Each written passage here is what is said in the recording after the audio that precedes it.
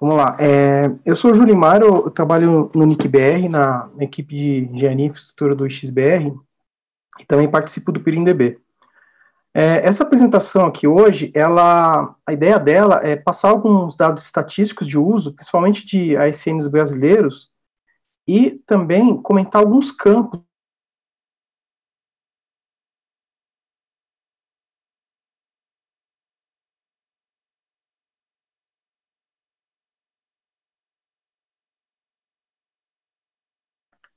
Bem, primeiramente, o que é peering, né? Peering é o relacionamento entre dois sistemas autônomos. Normalmente, isso ocorre quando um AS tem conteúdo e o outro tem usuários que querem acessar aquele conteúdo. O peering, eu estou citando aqui dois benefícios, principalmente, que é maior controle e redução de custos, e é um relacionamento que ocorre com muita frequência dentro de um Internet Exchange. E o que é o PIRINDB? Então, o PIRINDB ele é um projeto internacional, ele existe há 16 anos, ele cria uma base de organizações, sistemas autônomos, facilities Internet Exchange, ou seja, empresas interessadas em fazer acordos de peering. Existem alguns benefícios de você ter seus dados cadastrados no PIRINDB, além de facilitar os acordos de peering, você estabelece que um local único onde você consegue encontrar informações daquela determinada rede e também contato da equipe técnica daquela rede, além de informações sobre conexão, de capacidade naquela determinada cidade, naquele determinado Internet Exchange. Bem, o PNDB, ele é mantido 100% financiado por empresas que fazem patrocínio, que são Internet Exchanges, data centers e entidades, enfim. As pessoas que são administradores do PNB são voluntários da comunidade, que atendem os chamados que são abertos manualmente. A gente tem um processo de automação, de ativação de novos usuários e criação de novos objetos, mas algumas vezes ele não consegue passar por essa forma automática, ele vai para uma forma manual. E aí, nessa validação manual, que entram os administradores que atuam nos chamados que são abertos. Só para vocês terem uma ideia do quanto o PIRINDB vem sendo utilizado ultimamente, em média, se estima que 700 mil acessos são feitos por dia na base do PIRINDB, sendo 50% desses acessos feitos por humanos e 50% através de APIs. Atualmente, existe um uso muito grande de redes brasileiras, dos sistemas autônomos brasileiros, e os ASNs brasileiros cadastrados hoje, eles representam um número maior do que em outras regiões, como o AREN e o APNIC.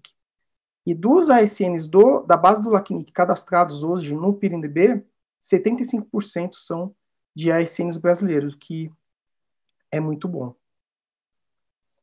Bem, e por que usar o PIRINDB? Então, o PIRINDB, ele tem todas essas vantagens que eu citei, mas tem um ponto que as grandes empresas de CDN, elas exigem que você tenha cadastro no PIRINDB para que você possa fechar um acordo de peering com essa empresa. E também, alguns projetos incentivam o cadastro no PIRINDB, como já foi dito durante o evento.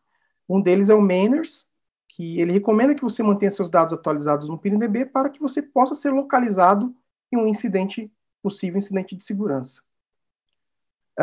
O PIRINDB também pode ser usado para automação de configurações de estabelecimento de peering, a primeira conexão, e também para ajuste de valor máximo de prefixos, caso ele mude.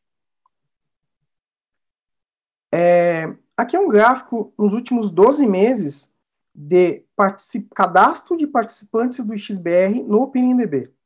Então, a gente percebeu que nesses últimos 12 meses houve um crescimento de 21%.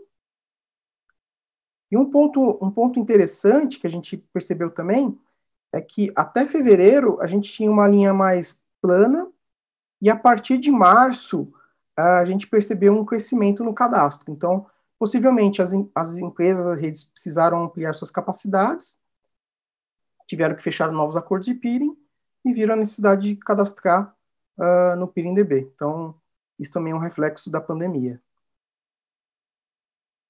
Aqui é uma tabela de participantes do XBR e a porcentagem de participantes que estão informando seus dados lá no PIRINDB.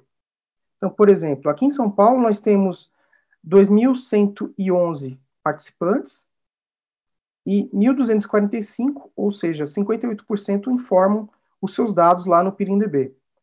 Fortaleza tem 63%, Porto Alegre 63% também, Curitiba 69%. Um destaque para o Rio de Janeiro, que é uma localidade que tem 425 participantes e 73% desses participantes informam que fazem parte do XBR Rio de Janeiro lá no PIRINDB, que é um número de 313. É a maior localidade que informa, os participantes informam seus dados lá no PIRINDB. Aqui é uma tabela bem extensa sobre dados dos países da América Latina e Caribe e o uso nesses países. Eu não vou falar todos os itens, porque são muita informação, eu vou deixar só a tabela para vocês consultarem futuramente. Eu vou comentar os dados do Brasil. O Brasil tem 39 Internet Exchange hoje cadastrados no PIRINDB, 202 facilities, 1.705 ASNs que informam que fazem parte de um determinado Internet Exchange, 667 networks, ASNs que informam que tem rede dentro de uma facility qualquer, e um dado bem interessante, talvez o mais interessante aqui, da rede do número de 8.757 sistemas autônomos no Brasil, 3.826, ou seja, 43% dos ASNs brasileiros constam no banco de dados do PIRINDB. É uma informação bem interessante. Quase metade hoje da base do registro já se encontra cadastrada lá. Aqui já são campos que a gente gostaria de comentar com vocês sobre o preenchimento. Um deles é o campo IRR AS7. RS7 foi comentado pelo Júlio ontem na apresentação dele. O PIRINDB está verificando esse campo, e caso esse campo esteja preenchido de forma incorreta, existem duas possibilidades. A correção vai ser feita, então vai constar uma base de IRR. A correção é feita se os dados forem encontrados em uma base de IRR,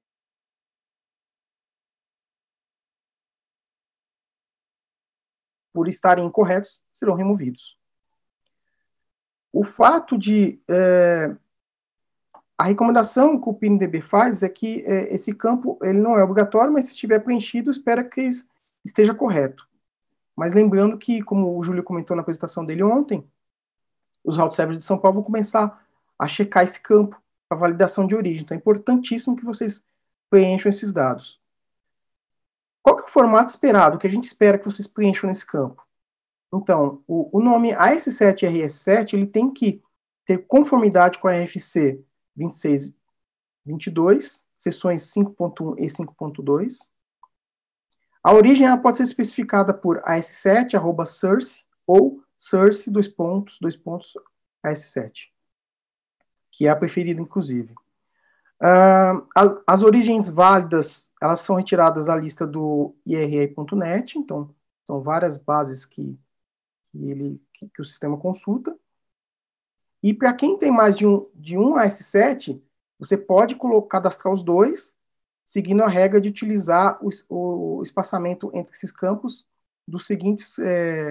você pode utilizar vírgula, espaço ou vírgula, espaço.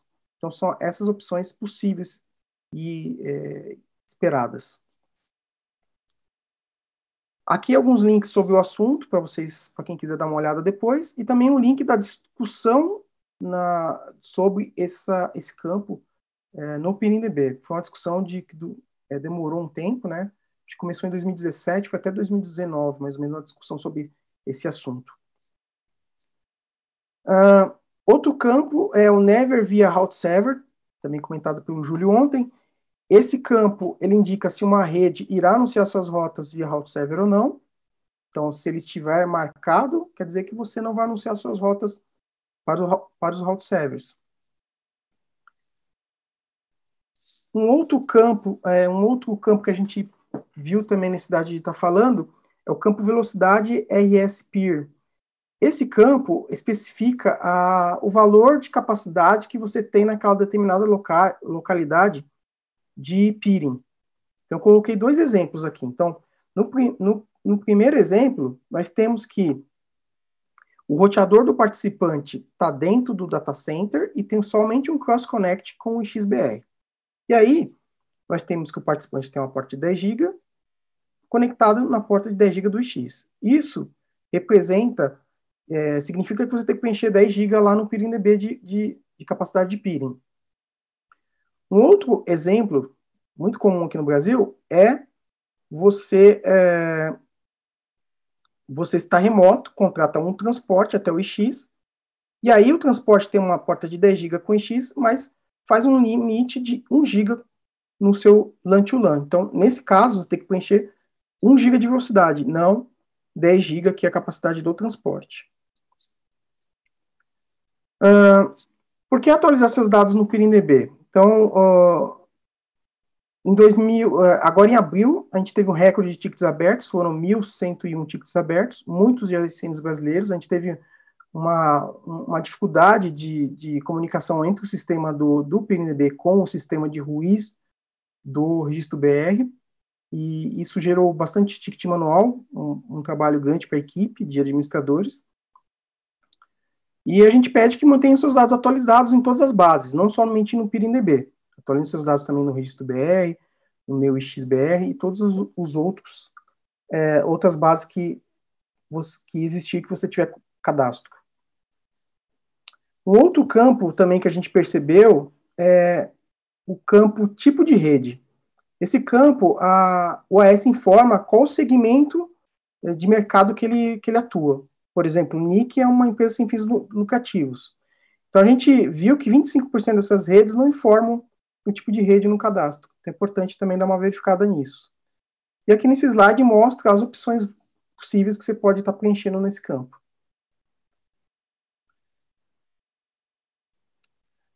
Um ponto que a gente quer retomar em 2021 é o cadastro de facilities, de PIXs do XBR dentro do PeeringDB.